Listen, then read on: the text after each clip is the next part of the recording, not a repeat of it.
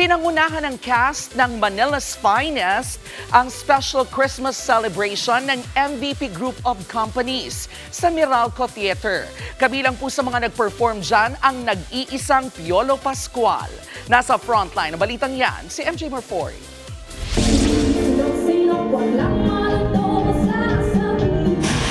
The best of the best! Yan ang mga nakiselebrate kagabi sa Meralco Theater para sa MVP Group Christmas Party Special. Headliners dyan, ang Manila's Finest Stars, si Bamboo, at ang nag-iisang pop star royalty, Sarah Geronimo.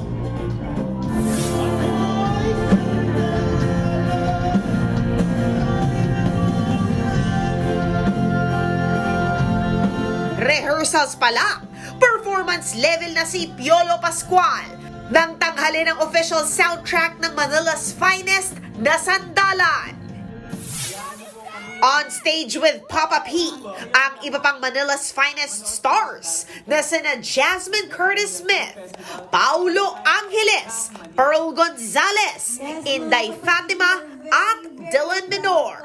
Bukod kay Papa P, pinabilib din ng buong Meralco Theater ng performances from Vibe Jocks, MQAA star Carmela Lorzano at ng The Company. Si TV5 Chairman Manny V. Pangilinan napasayaw pa nga kay The Voice alum Poppert. Highlight of course ng gabi, sina Bamboo at pop star royalty Sarah G.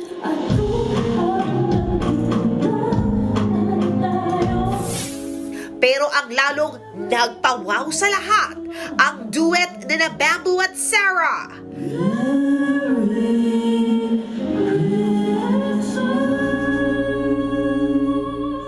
Pasasalamat yan ng MVP Group para sa matagumpay na taon ng higit 12 kumpanya under the leadership of Mr. Manny V. Pangilinan at ang kanyang mensahe para sa lahat. Sana mahalin niyo ang ating bansa.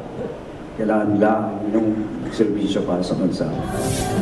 Nagbabalita mula sa Frontline, MJ Marfori, News 5. Mga kapatid, Jervy Wrightson po. Eto na nga. Para sa latest showbiz news at iba pang kay-alaman, mag-follow at mag-subscribe na sa social media pages ng News 5.